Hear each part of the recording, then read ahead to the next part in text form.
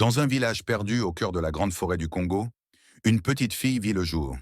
Elle s'appelait Chilanda. Sa peau brillait comme l'aurore, ses yeux étaient grands comme ceux d'une antilope, et son sourire faisait fondre les cœurs.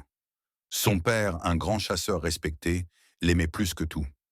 Mais sa mère, épuisée par la naissance, quitta ce monde en laissant l'enfant derrière elle.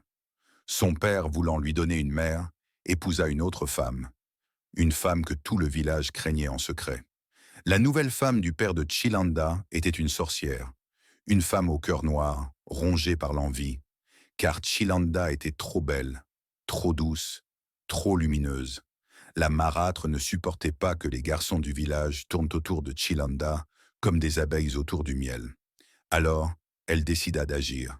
Elle jeta un sort à Chilanda. Désormais, quand un garçon s'approchait d'elle, il voyait du sang sur ses vêtements. Son haleine sentait la pourriture. Et dans le lit, son corps était pris de convulsions, de bruits immondes. Un cauchemar vivant. Peu à peu, les garçons s'éloignèrent. L'un après l'autre, ils cessèrent de l'aimer. Elle ne comprenait pas. Elle pleurait seule, sous la grande étoile du baobab, demandant à Dieu pourquoi son destin était si cruel.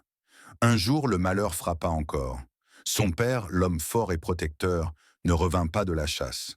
Son corps fut retrouvé sans vie, sous un fromager. 2 ans plus tard, sa marâtre aussi quitta ce monde, la laissant seule, avec son lourd fardeau de tristesse. Un jour, un homme entra dans sa vie, pas un homme ordinaire. Il était beau comme un prince, riche comme un roi, mais surtout, il avait un cœur grand comme la rivière Congo. Contrairement aux autres, il ne fuit pas devant elle. Il voyait au-delà des illusions, au-delà du sortilège. Il voyait son âme.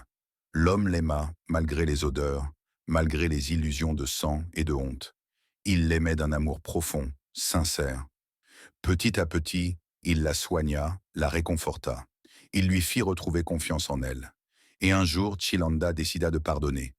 Elle retourna sur la tombe de sa marâtre, posa une fleur et murmura « Je te pardonne, que ton âme trouve enfin la paix ». L'amour avait vaincu la sorcellerie. L'amour avait guéri ses blessures. Car même au plus profond de la nuit, une étoile finit toujours par briller.